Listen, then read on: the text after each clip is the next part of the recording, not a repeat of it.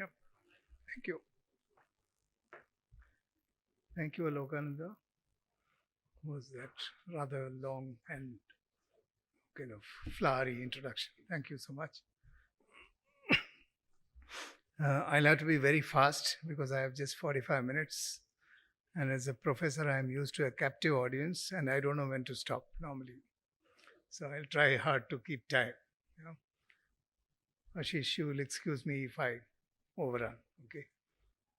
Morning, I'll try and keep timing. So basically, what you see on the screen is how we describe our practice. You know? It comes from an original quote from Chinmayananda, which said, "Poise in action is yoga." Okay, I think it is a very substantive quote that he gave, and I've taken off from that concept and come to place context in the place of yoga. So it's for you to think through the rest of it. My association with Charles Correa goes back to, active association goes back to 1985. Even though I read an article he wrote in the 60s when I was a student of architecture. And at that time I was a big fan of Louis Mumford. So I was not very impressed by his article. But later, in 1985, when I started teaching in SVA, there was this competition for the IGNCA, first international competition. And I happened to work out the design framework and bring out the brochure for that competition. I think it was India's first proper international competition. And Charles Correa was an advisor and a juror for that project. So that's when I actually began to interact with him. And subsequently, through the years, I have met him in so many different forums. But finally, the most active part is when he was the chair of the Delhi Urban Art Commission. He was the first architect chairman. Before that, it was always the retired secretary who became the commission chairman. But Correa, they made an exemption in the case of Correa, and they made him the chairman for the first architect. And he had organized an exhibition in Delhi, and I happened to curate that exhibition. That time I was a member, before he came as chairman, I was a member of the DUAC, and I curated that exhibition. And subsequently, after his time got over in the DUAC, I had the privilege of sitting on that big chair as his successor, and I continued to interact with him. I also had the opportunity to be in a jury with him in Germany. So we traveled together and spent time in Germany doing the jury work. He and I were the Indian jurors, apart from a group of Germans. Anyway, to cut the story short, I am a very big admirer and fan of Correa for his brilliant mind and his immense design capability. I think he's perhaps the most gifted architect that we have in this country. Where do I point this? Oh, all right, thanks.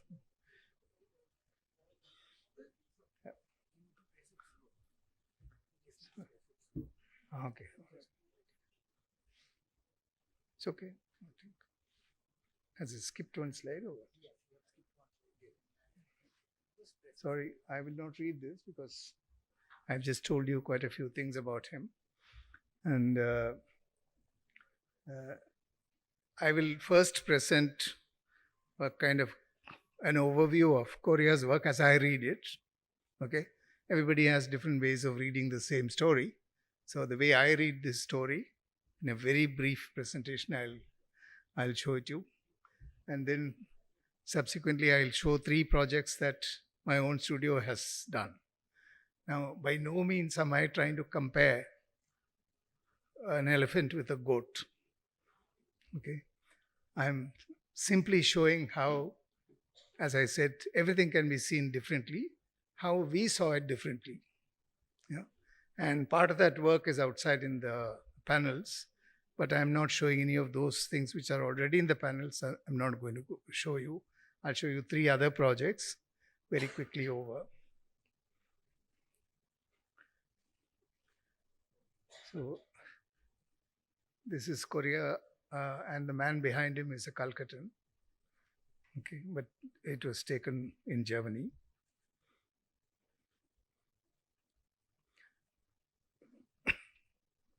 So my own surmise is that Korea actually organizes his work around these four basic principles. First thing is there is a pergola which is pervasive in his work. Second thing is that he makes a very clear attempt to negotiate the sky. Third is that he earths his buildings. And the fourth is that the picture wall is a very important component in Korea's work. I mean, you're all familiar with it. These are very simple interpretations. And he deploys these four instruments in varying forms in almost all his projects.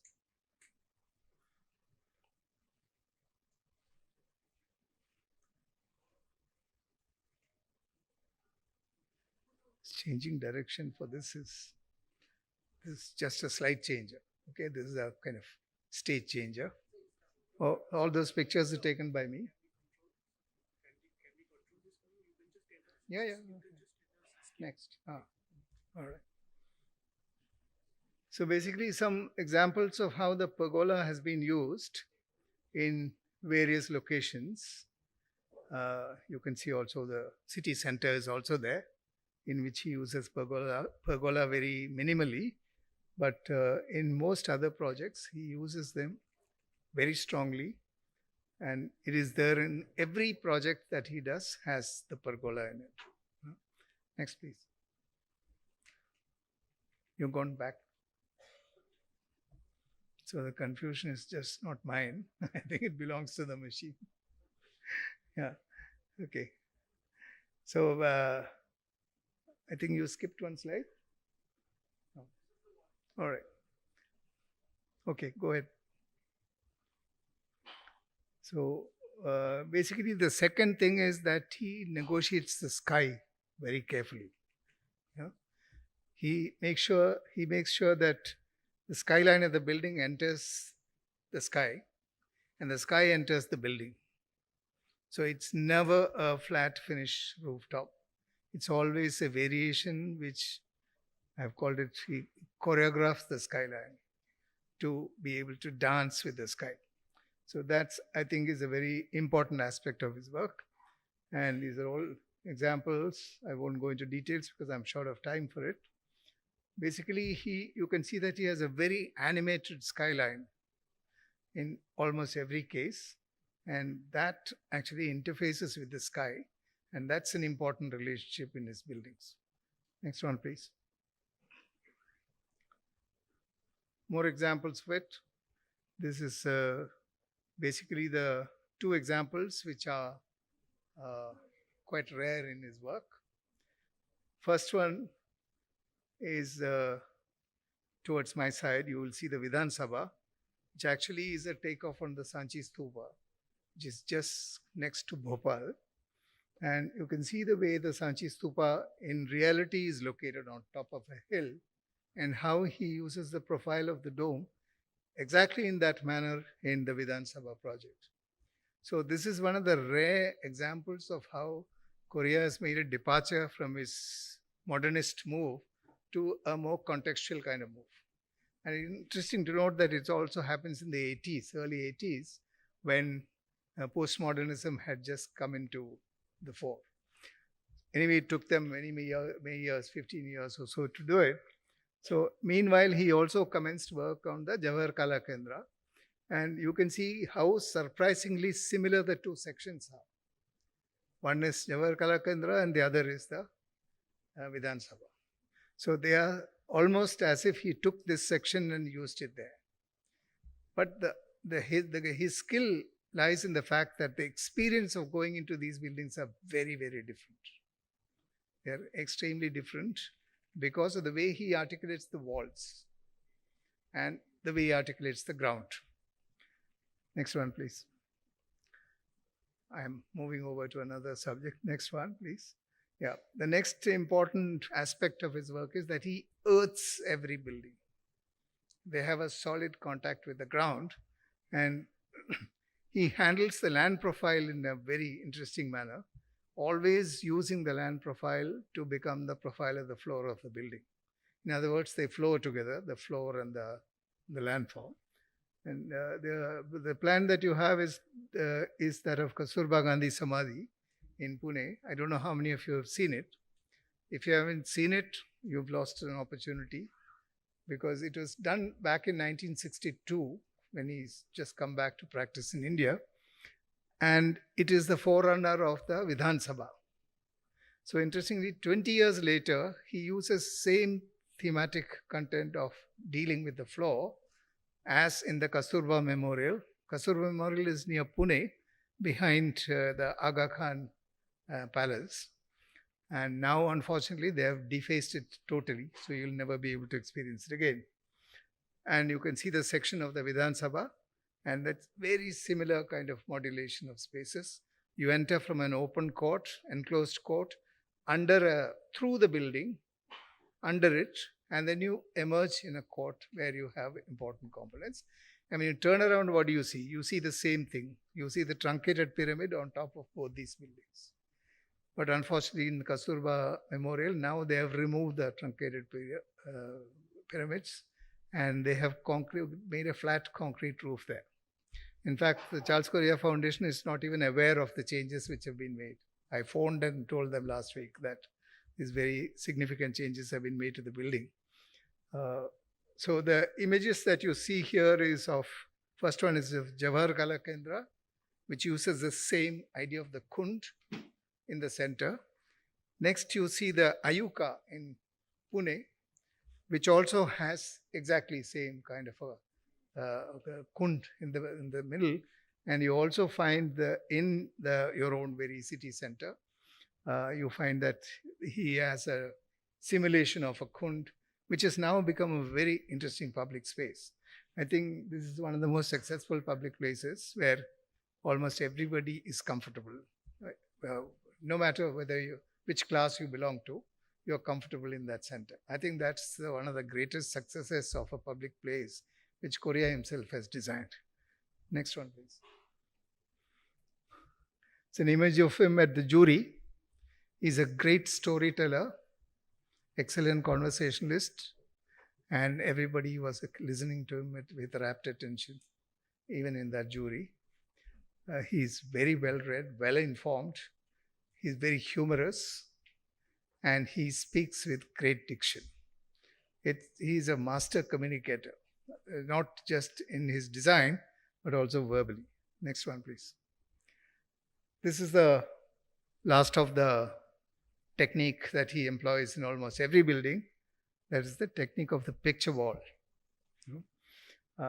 Most of these pictures are by me, except for the one in the museum, Crafts Museum in Delhi. They have altered that museum completely also in its feel. What you see are Jawahar Kala Kendra, and what you see here on the side is the Indian Embassy in New York.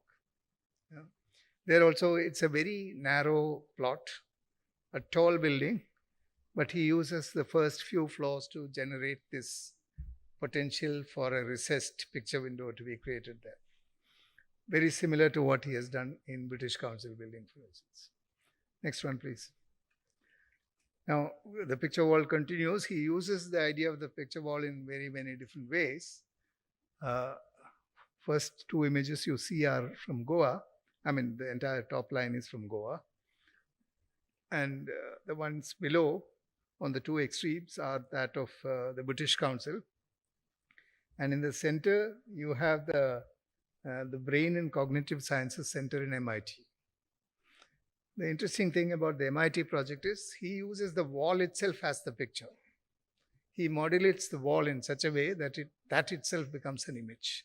And no applied art is applied in that case, but it's a different way of mediating the wall and thereby changing your experience of the building. These are like some of the very interesting things he did. What you have on this extreme corner is actually the same theme which is inverted. In the case of British Council, it's like looking down. In the case of the Vidhan Sabha, it's looking up. And it's very similar, recessed, large-scale recessed surface in which he animates it by a picture wall idea. I won't go into more discussions. We'll stop. Next one, please. So basically, one other important thing that he does in the plan, invariably, is that he circumscribes his building with an outside layer, like an outer skin, which in fact divides the inside and the outside quite drastically. He creates an altogether new context inside, and the outside context is kept out. In other words, he decontextualizes the building. He turns it into an object, like in classical modernism. You can then take that object to any place you want, and only the internal experience remains. So this is basically a way of looking at his work. You all have your own way of looking at it. We are all architects, professionals. We all think differently. We should think differently. And I'm sure you'll have your own view. This is this ends the Charles Correa bit, and then I move on to the projects done in our own office. I'd like to repeat that I am by no means comparing our work with his work. There's no comparison at all. I'm very well aware of it. We are all great fans of his work. But our departure points are different, and therefore our arrival points are also different. Yeah? So it is just to show more that difference in approach, how 2 or 3 or 4, however many projects as you have, that many ways of looking at it can be generated. Because that's essentially the way we look at it. So we don't look at it like the classical modernist way, in which the purity of the idea can be taken across the globe. You can put it anywhere you like, and it create your own context. And the building also becomes the new context of the environment. So whereas our approach is absolutely upside down from that, we extract everything out of the context. Yeah. Next one, please. So one thing that I'd like to emphasize before I go ahead to show you the projects is that this is not just my work, okay? It's the work of a group of very bright people. I was lucky to get some of the finest people in my studio, not as designers, but as human beings also. Few of them are sitting in this hall. And I want to emphasize the fact that architecture as a product is a collective endeavor. It's a collective product of a group of people and not that of one individual. Okay? We might, when the person is larger than life like Correa, we might attribute everything that happens in his studio to him. And he was also quite careful that he controlled everything, and he had a brilliant insight into what each one is capable of, and he extracted the best out of them and so on. But our work is that of co-production. And it's a variety of people. Next one, please. I have the mugshots of about 70 odd people who worked with me in the last 30 odd years. This is an incomplete set of mugshots. But the interesting thing is that there's a variety in the kind of people. So I've tried to express that by looking at people's faces and the colors and the form and their posturing to the outer world and so on, and in all its variety, because it's that lent variety to the work. And that variety, in my view, is the most important life-saving approach when it comes to subsistence of life, you know, and the sustenance of time and life. That variety is very critical to our work, not the sameness. Like I demonstrated to you how Correa uses, a set of language in varying doses, and he of course elevates it to a very poetic level. We may not have been able to do that all the time, but what we attempt is that to express the genius of every person and bring that variety out into the character of the building. So that's what I quickly demonstrate to you in the next 3 projects. Next one, please. Could you please change? Yep, this is 3 projects which I'd like to show you. All of them happen to be from the south of India. That's just an accident, okay? Because I chose 4 buildings and I cut down one later when I was told that I have only 45 minutes and not 1 hour. So I have tried to reduce the number of projects. That was a cultural center in Madhya Pradesh. But instead, I am showing you 3 of these projects, each of them carrying a different kind of value. So what I'd like to underline is that through the action of this group of people who worked together for the last 30, 40 years, I mean, all these people are not together in the same time in the studio.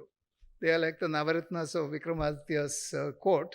They lived in different times, but we now count them together as 9 numbers. Yeah? So it's like that. They all worked and lived in different times, and they express things differently. And but the underlying value of the work, values that we hold in our work, actually comes out in the way they act. It's through action, not by what you're saying, that you develop your value. So it's that action of those people over a period of time with differing approaches to the context that gave the value base of the collective work that we have produced. Yeah? So I have chosen the projects in such a way that each of them exemplify one value or the other. First one is the Jawaharlal Nehru Junior College in Lakshadweep Islands. It was done way back in the 80s, 88 actually, which was driven by the quality of environment that there was in Lakshadweep. I'll come to the project in a short while. And then you have the Rajiv Gandhi Niyamagam, in which the politics of his memory is celebrated. Yeah, I had great difficulty in dealing with that project because I wasn't a big Rajiv Gandhi fan at that time, in the 80s when he was assassinated, in the 90s when he was assassinated.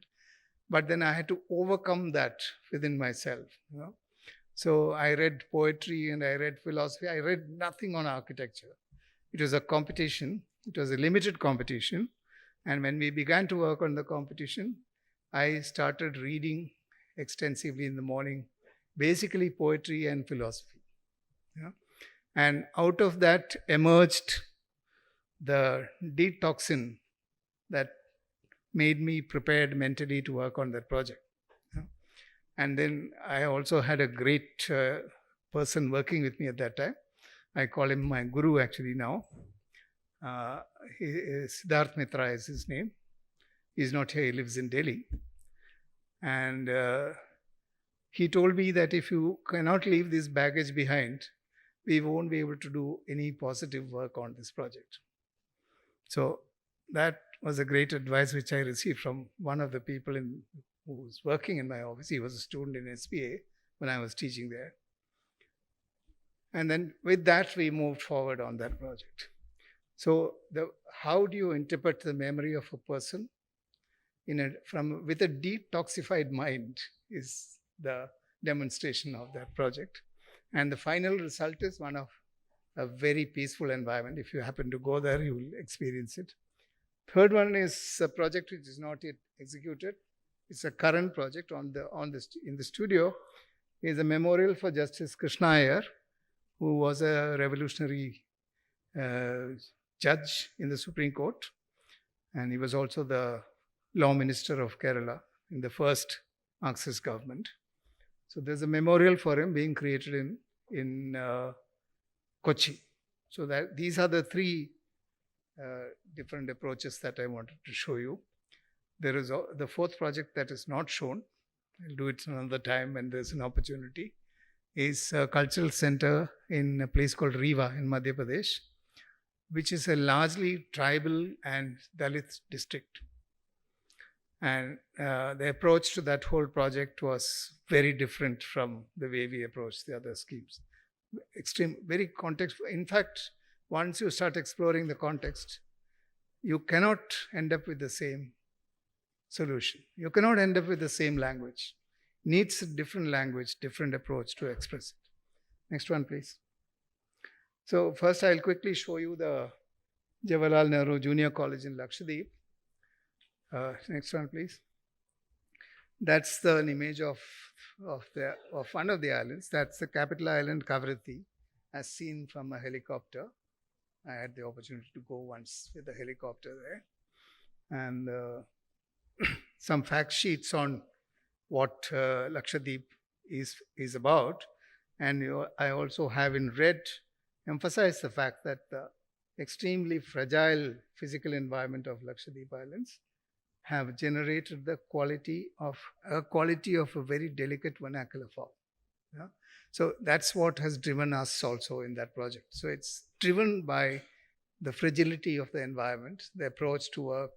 And when I say environment, it's not just about the physical environment, it is also about the social environment. Yeah? Next one, please. So these are the 10 different ways in which drivers of the project, how we reacted or responded to the fragility of the island's environment. I won't read it because it'll take me too much time if I read it. I'll first explain you that sketch. What you see there is a kind of schematic section of an island which is surrounded on one side by the ocean and the other side by the lagoon. Lagoon is a shallow 4-5 kilometer wide, shallow water body which has a very unique life of its own, unique marine life of its own. Plus, it also has the largest amount of coral reef on it. It's the coral reef which actually defines the lagoon differently. So, and the water that they use, the population uses, is actually from what is called a sweetwater lens, which is there below the surface of the ground. So, in spite of being surrounded by saline water on either side, the island has a sweetwater lens from which they extract the water. So, in these long islands, they take water from one end, then they run the pump from another end every day. It's an orchestrated extraction of water. Like this, they have to vary the extraction. If they do it from one point, salt water will ingress into the sweet water, and then the island will have to be abandoned.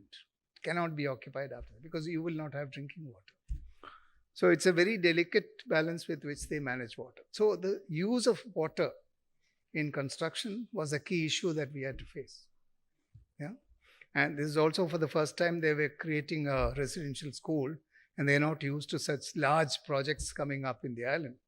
They all have small huts, and people are scattered, they're fishermen and so on. Next one, please. So this is just about some fact sheet about the Lakshadweep Island, not numbers, but other facts, qualitative facts, which actually also drove our design decisions. Yeah?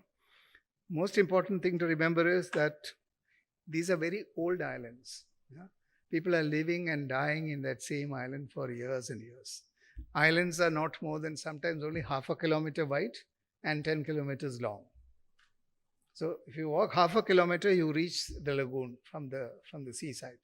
So it's just that small, the place, and it has a very small population scattered across the islands. And the northern side always has more water than the southern side. I won't read the stuff because you can read it yourself. Next one, please. So these are a few images of the people, because as I said, the social environment is as important as the physical environment. Environment is not just about climate and water and heat and humidity and all that.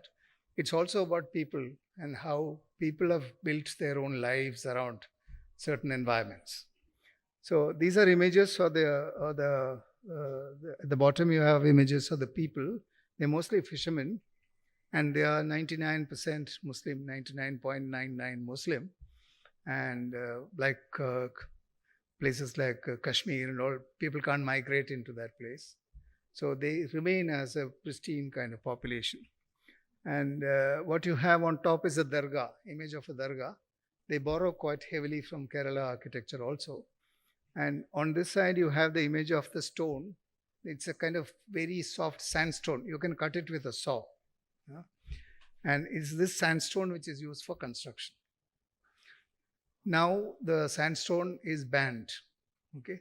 Interestingly, the extraction of all local materials are banned because the scale of construction has superseded the capacity of the islands to carry that load.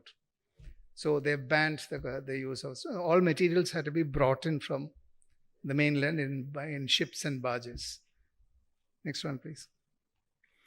So actually how that translated into building is a very interesting dimension.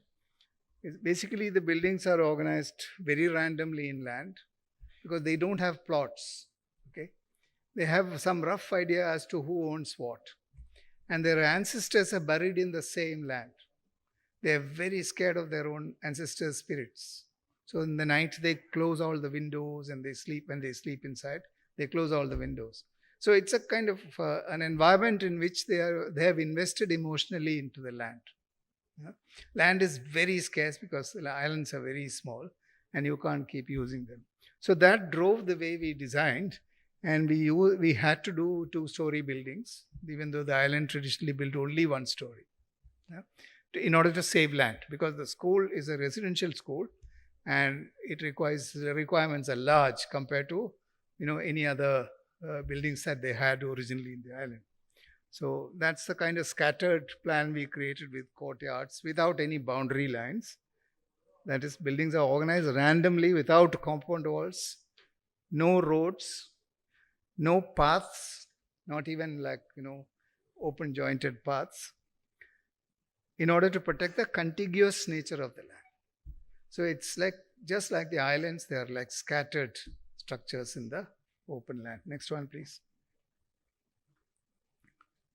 Please change.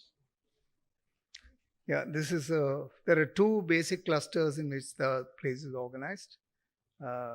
What you see here, the large court form, is a teaching block, which was the image that you see here. It was originally a single-story leprosy sanatorium, and the PWD wanted to remove it and then reconstruct a new building there. But I was able to, since I came from Delhi, big place, I came with the minister flying in from the helicopter and all that, dropping from the sky. So I had some leeway over them, and I said, nothing doing, I'm not going to demolish the building. Because the most sustainable building is the existing building. Whatever you do is going to actually load up the place more. So it was so important to save the existing building, and so we salvaged the existing building and converted, in spite of the stigma that it was a leprosy sanatorium, converted that into the school and created a group of buildings using basically materials coming from Kerala. Of course, the transportation cost is very high, the fuel cost is very high, embodied energy is very high, but it's better than ruining the island. Yeah. So you have to make a choice between the 2 decisions. So we even brought lightweight concrete, precast concrete slabs from Pune by ship, and so that we save on sweet water for curing the concrete. So all slabs are made of that. So you don't spend sweet water. Because even by doing the building right there without thinking about the sweet water lens, we could have contaminated the island, and the island would have to be abandoned. There's no negotiation once it becomes saline. Next one, please. So these are a few images of the classroom blocks. We try to create an architecture which looked like it was always there. That was the driving factor of the final image, was that it should not look like it came from somewhere. It should look like the building was always there. So that's what we try to create. This shot is taken nearly 30 years after it was built. Yeah. So they're maintaining it very well. This is a recent shot. Next one, please. And these are some of an important characteristic which we try to incorporate is the idea of the transient spaces. That is the idea of the veranda. I know Anjan is here, who runs a place called the Veranda. And the veranda is actually a very evocative term. It's neither the inside nor the outside. It's a sheltered space. You are with nature. At the same time, you are not with nature. It's a very ambiguous, liminal kind of qualities it evokes. So that was an important component of this building, that we had these liminal spaces that define the closed room from the outdoor. Next one, please. That's an image of the main classroom and administration block. Sorry, the slide is a bit loud in its color because it's an old image. We try to salvage it. Next one, please. That's the end of one project. This is, how am I doing for time, Ashish? Yep, all right. Okay, the next one I'm going to show you is the Rajiv Gandhi Ninevakam, built in Sri Perumbudur, where he was assassinated. Now, as I told you, it was a very difficult decision for me when I was invited to participate in the competition. 5 people were invited, and I was one of them. When I was invited, it was very difficult for me to decide to do this or not to do this, because I was reading Indian Express every day, and Indian Express Arun Puri was going, hammer and tong on the front page every day against him. And I was somewhat biased and influenced by that. Not biased, perhaps rightly so. I don't know. I don't want to sit in judgment of that now. But however, that we were able to cross that our own threshold and go into the project, enter the contest. So the first site visit that I made to the site, this image is from the first site visit. It is a pond in which, right in front of me, a frog had leapt into the pond. Yeah, it is just a village pond. It had like overgrown grass on all sides and so on, and there were frogs and fish inside. So that image evoked the idea of a poem which I had read from Basho. Basho is a 11th century Japanese poet. He wrote haiku poems, and I was reminded of that poem, and I realized the significance of what I just saw. The kind of waves it can create. The waves it created in my mind at that time became the most important threshold for us as far as the project is concerned. That is to bring about the transparency in a place, in a site, bring about that luminous quality that there is, as well as to influence, send the waves outwards from being a place of memorial. So we conceptualized this as one part as active memorial and the other as a passive memorial. So this image is very significant image for me. I'm not just saying it like that. I have not invented it post-project. This is how it began. Yeah? So the first visit that we make to the site is not an analytic. You don't analyze the site. It's a communion between you and the site. So you can literally see the skyline of your building when you're standing in that raw, empty land. It's so important to connect with the site on that level so that you understand the qualities of the site and what it offers to you in terms of design opportunity. So this is very different from the way Korea had approached this one, as I have already explained. But it's a different way of approaching. I'm not saying that's a very clever way what he does. And he just allows the building and the land to flow together. But that's not how we use the site. We used it very differently. So this image was the takeoff point for that. Next one, please. So this is roughly the kind of context that we worked in. That little shed that you see was the place where he was assassinated. The red square that you see is the actual mud on which his blood was mixed. And the concept was that we don't build on that mud. That we turn that into the centerpiece of the whole project and don't build on it. And use the local building tradition and the qualities that you find in the local people, etc., as the driving factors for design. You can also see an image of Ramanuja, the mathematician, because mathematics is kind of running in the blood of the Tamil people. Yeah? That's why they are so good with now in the electronics field. They're doing so well. The Tamils and the Telugus have it running in their blood. So we realized that back in the early 90s that there is a genius for this kind of expression there. And that informed the way we devised the active part of the memorial. And here the other factor is that the Tamil desire for scale. They are a very collective kind of people. They emote collectively. You go to a DMK party meeting and you can see everybody cutting their thumbs and putting blood tilak on themselves. It's a very strong emotional connect that they have with ideas and people, and they hero worship people. So, and that expresses itself as scale. You can see the Tamil cinema posters are very famous. They overtake the whole city's imagery because they make them in really huge scale.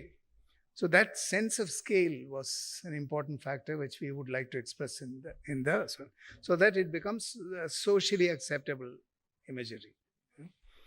And here's a quote, very interesting quote about architecture from a very well-known Sthapati called Ganapati Sthapati, who made this sculpture of Tiruvalluvar that you see here.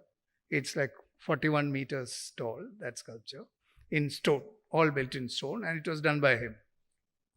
He said, the universe is subject to a mathematical formula, and architecture is yet another manifestation of this formula. This is the formula on which all Vastu is rested, in the connectedness of the universe, and that every room is a microcosm of the universe. It's a long discourse, I won't enter there, but it's a very interesting factor, which then informed the way we looked at the materiality of the site. So we looked at the local architecture. Next one, please. We looked at the local architecture, and that gave us the whole construction system and methods. This is the siting of the project, where in access you can see the Sri Perumbadur temple. That's a 11th century temple called Adikeshava Perumal. You can see the spire of that from the site. And interestingly for us, there was also a path which people had used to create a path. They were walking to the pond and creating that path exactly in that axis. So that became the main kind of locating principle for our. So we articulated the architecture of the space first, not of the objects. Then we scattered the objects in that space, in order not to violate that structure of space that exists. So in other words, the normal relationship that we find between space and form is actually inversed in this case. It's a space that generates the form. So there are objects which are surrounded by space. So that was another important characteristic that emerged from understanding how the visuality of the site is structured. Next one, please. So this is the model which actually won us the competition. It was a fantastic exercise in co-production. On one side, in the center, you have the memorial spot where his head fell actually, which was preserved. The soil was preserved. And on your left, you will see that huge triangular building, which is a library building, and had the entire roof was sloped for solar panels. This was back in 91 because Rajiv Gandhi was very keen on preserving the environment. Whatever else you may attribute to him, he had a very positive attitude towards environment and technology. So these two factors became strong points in the way we defined the quality of the project. Next one, please. So, but that was a competition-winning project. Then we found that the plan which the PWD had sent us was completely something else from what is there on the ground. They probably called the lowest quotation and awarded the work, and they got some kind of a pig instead of a cow, So when we started measuring things, nothing was tallying. The site was not adding up, dimensions not adding up. We discovered it was a 12-acre site, that it's a totally different shape. And that shape doesn't fit the project that we won. So only thing you can do is to modify the project. You cannot modify the site because it's a given site. So this is the final plan that emerged, but that axial view of this one remained in the project. And an entire museum that I had created to celebrate technology and the the camera, because Rajiv Gandhi was a very keen photographer, the camera and film technology, that whole thing went for a toss because it just wouldn't fit the site anymore, like the way we imagined it. So that was based on the form of the traditional, kind of sarai, or what in Tamil is called satram, where people come and stay it's a reposeful space around a pond. So that was the theme we worked on, but that had to go for a toss, and that was replaced by this curved wall, which carried the whole progression of India, as seen by the Congress Party, of course, from kind of rural culture to a kind of industrialized culture, Nehruvian view of what India's progress is. That was represented on that wall in using thematically the Arjuna's penance wall in Mahabalipuram and recreating it with contemporary artisanal work. I'll show you the results of that. And that little thing that you see, that small building called a facility center, is the only covered building. Everything else is open to sky. The monument is not covered. Yeah? It's open to sky because the original image of the frog that led to a luminous emptiness, but at the same time with ripples, defined by ripples, that informed the project to be without a roof. So the memorial is without a roof. Yeah? This was the only building. It's a facility center with a little office and toilets and so on.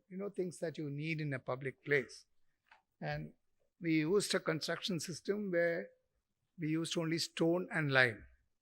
There is no concrete, there's no cement in the entire project. It's only stone and lime. I'll show you more details of it. Next one, please. So here is the artisans at work.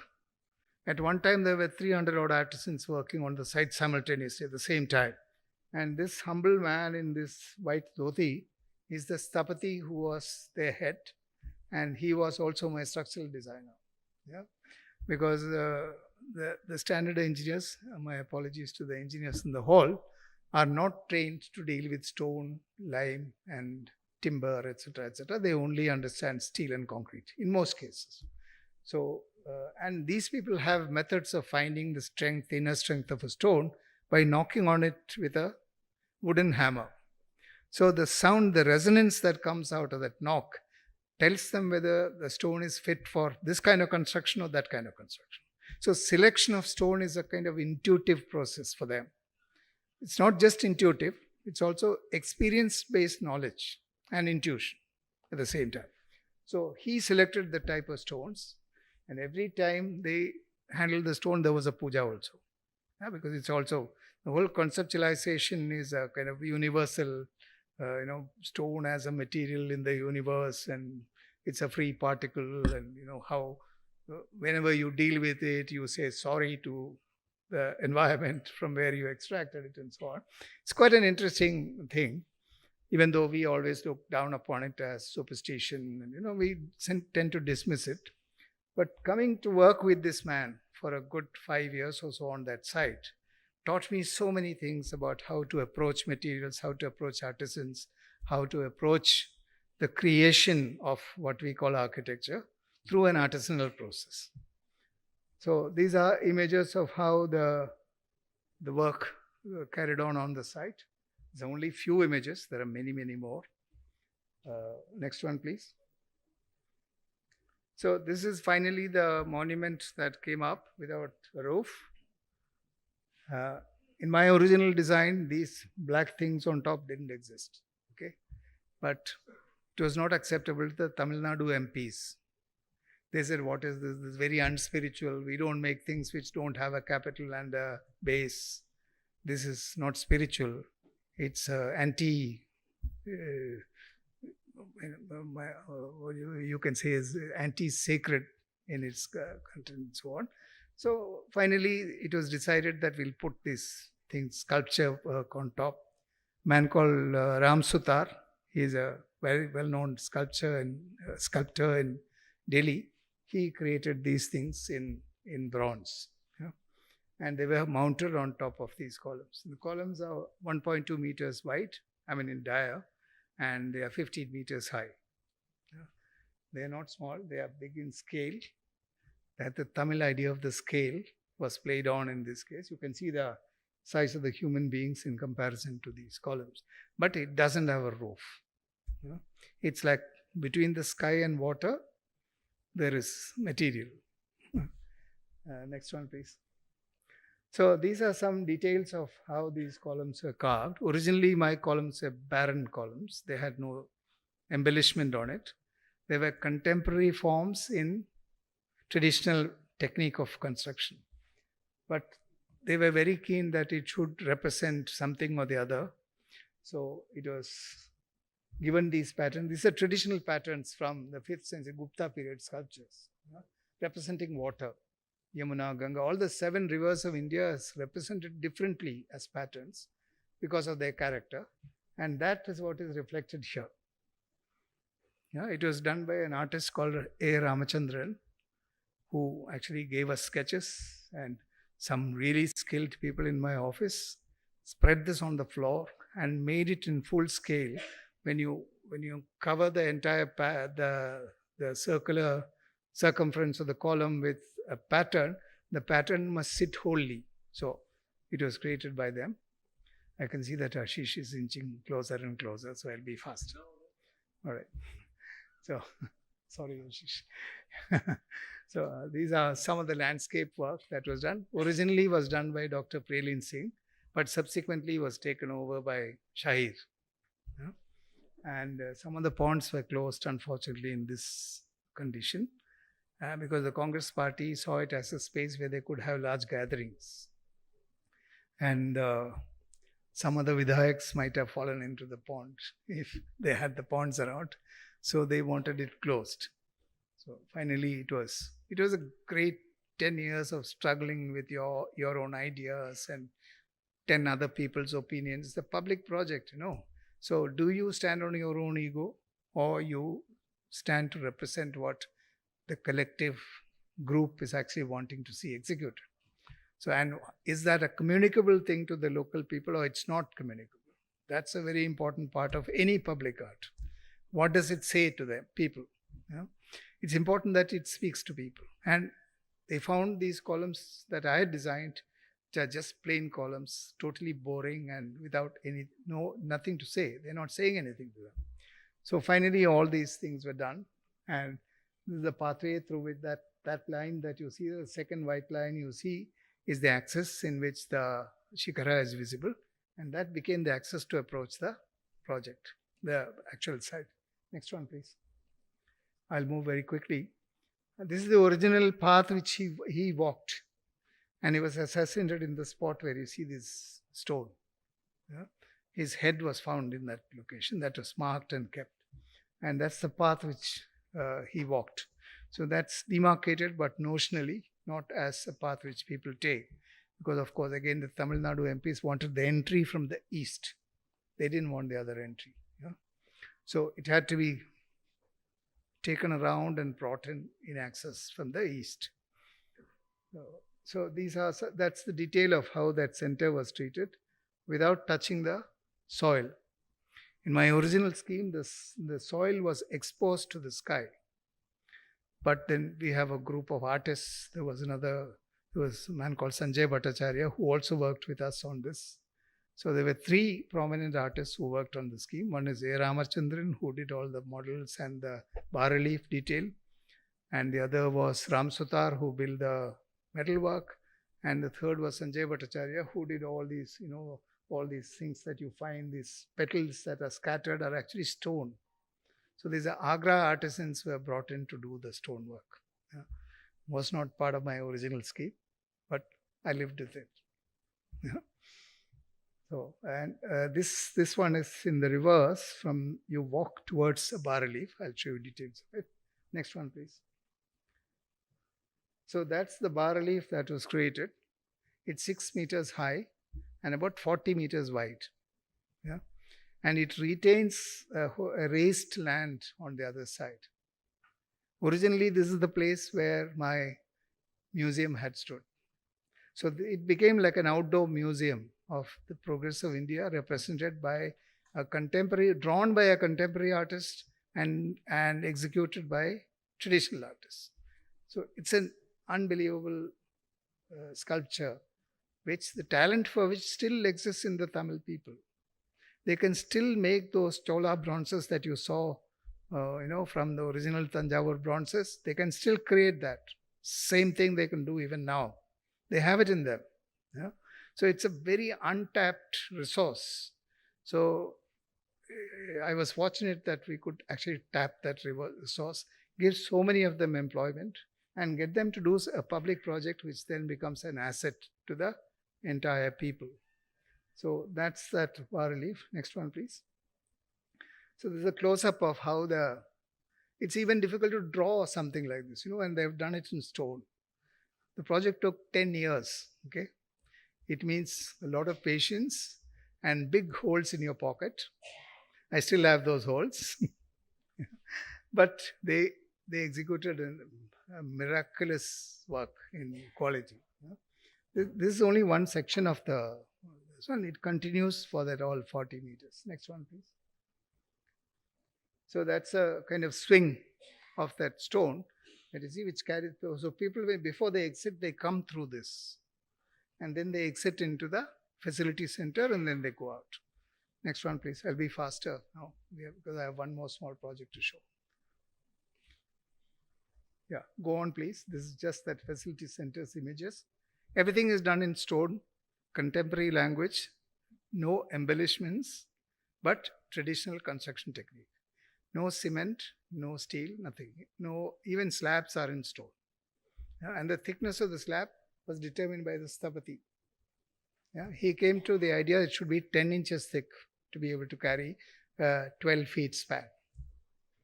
So be it. He even designed the semicircular beams in the structure. Next one, please. There's no engineer to calculate whether this stone can carry this curve and carry the load on top of it. He did the calculation. And it's now 25 years old. It's in good shape even now. These are relatively newer pictures. Next one, please. So this is when you go out of the place, this is what you experience. Next one, please. When you look back at the scheme, this is what you see. Yeah, there's one of those old ponds which are not so unfortunate to have been closed by a landscape architect, remained, and it's now a very beautiful space. Light hits it in a very beautiful way. Next one, please. So that's the last of that scheme. Do I have time to show one small project more? 5 minutes, okay. All right. I'll be very fast. This is a memorial for Justice Krishna Iyer. It's still on the drawing board. This is the newest project. I wanted to put this in even though it's not built because it's a contemporary new project that we are working with. Next one, please. Well, I won't read it. I was personally very close to him. And I was studying urban design. He was my local guardian because that time he was a Supreme Court judge. And I used to spend my weekends in his house. I was very close to him, almost like a third son. He has 2 sons. I was like the third son for the family. But now I have the opportunity to design a memorial for him in Kochi. Next one, please. So these are the 3 factors which actually helped us define what would be the character of the monument. First thing is that there's an acute sense of social justice. Krishna Iyer, as you know, was the first law minister who brought in the land legislation in Kerala, which changed Kerala's society. All the reading room movement, land reforms. These are the foundations on which the current Kerala society, which is now everybody looks up to it as completely literate and kind of progressive in their outlook, efficiently managed. And all that is rooted in things which that first government did, in my view. And he was a key part of that first government as the law minister. Yeah, then there's equanimity in the legal system, making the highest judicial institutions accessible to the powerless. That was something which he was committed to. Yeah. There's cases when the case against a man urinating in a public place was arrested and he was taken to court, and Justice Krishna Iyer asked the municipality, where is the nearest public toilet? They couldn't show one. So they said, so you must go to jail for this, not this man, because you didn't provide it. That was the kind of approach which he had. It's always a pro-people approach. Then he was also a very bold and iconoclastic interpretation of law. That's what he did, and informed by compassion. It was his judgment in Allahabad High Court which led to the declaration of emergency by Indira Gandhi. It was he who actually said that her election is invalid. He was the judge. So he was a man who didn't mince words, and he wasn't scared of any institution. So the memorial was designed as an inclusive public space, accessible to pedestrians, children, and the physically challenged. And we use this image of him to become his sculpture. Next one, please. So that's how the site was. That's how the site is located, next to the High Court. It's very well connected with public transport. That little green patch, triangular green patch you see is the site. Next one, please. This is how the site was created. Okay. Actually, it was a very badly designed intersection, traffic intersection, using a humongous area of land. You can see the lines of the traffic. The green strip that you see was salvaged out of the traffic intersection. So the land didn't exist. And it's completely publicly owned land. We were able to take out 870 square meters of land out of that intersection alone by redesigning the intersection, and demonstrated to the municipality that they'll make a more efficient intersection with this land coming free to the municipality. They don't pay for it because it's their land. It's completely free public land and can now become an asset as a memorial. So next one, please. So that's how the whole place is configured. You have a legend here. I won't go through it because I don't have the time. Next one, please. So this is how you find, this is the kind of land that you are able to take out. And in our design, in the center, there is that little ensemble of art, which is a bronze sculpture of Justice Krishna Iyer sitting at a desk. The important thing is that he is sitting at the desk. He is not standing, because when a sculpture of a person is in standing position, it automatically accrues a kind of power. So when you make him sit at your own level, and also that you can sit across it on a stool if you want, you can sit and kind of be in communication with him, even though he is if he's a bronze, then the power is taken out of that whole sculpture.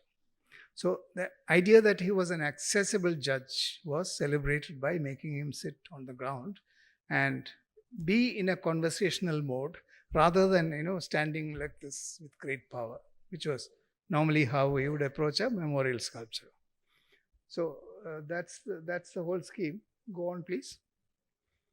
This is a detail of the scheme, and these are all the images, the components that went into the design of this. Small things, which when it is together becomes a very potent public experience. So the idea is that we bring in small things which are connected to his persona as well as connected to the area, and then celebrate it as a set of program, then use that to design the contents. The next one, please. So this is how it is viewed at the ground level. From the road, it has no compound walls. It's just anyone can walk through. Children can go there. Vagabonds can go there. Drunks can go there. Everybody should be able to access it, because we don't realize that those vagabonds and the drunks have been wronged by society. That's why they are in the condition that they are in. Nobody is born as a child. Nobody is a vagabond. Nobody is a drunkard. Society makes them drunkards.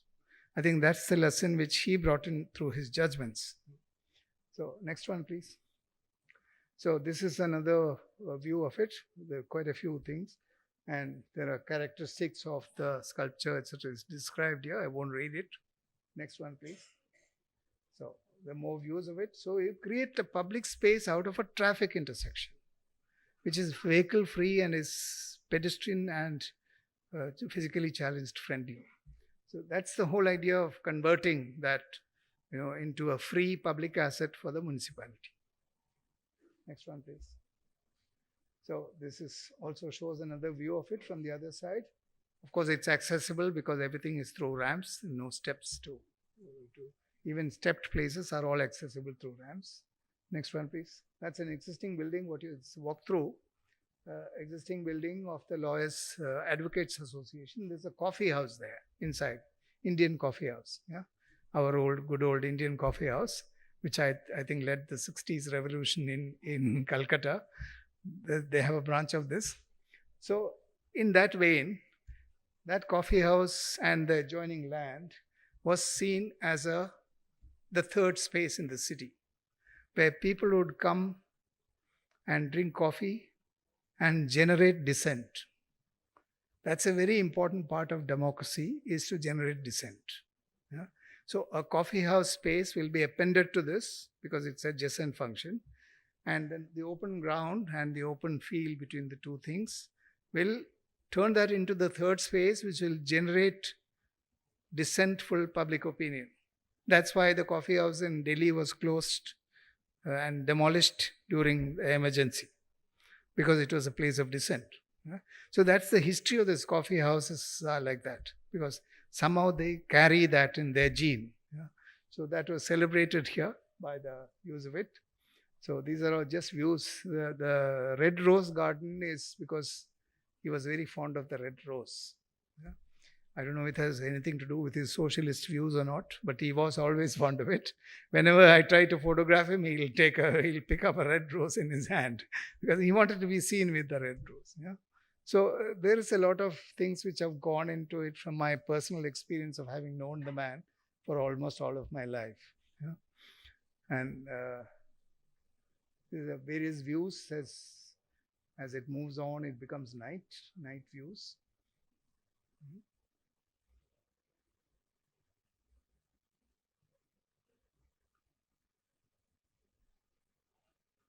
So that is what we have been able to salvage from a traffic intersection.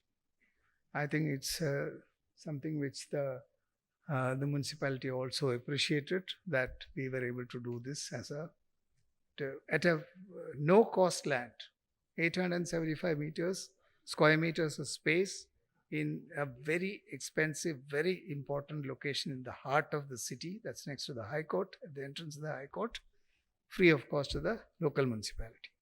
So this was the scheme. It's yet to be built. It's under negotiation with governments and smart city mission, and all kinds of people are involved. So I'll just have to lie down and wait. Thank you. That's the 3 projects. Thank you, Ashish, for giving me the extra time to speak. Thank you, and my apologies for taking more time than I was allotted. Thank you, and I thank Harsh Neotia for inviting me here, and all of you for being here. Thank you once and for all. Thank you.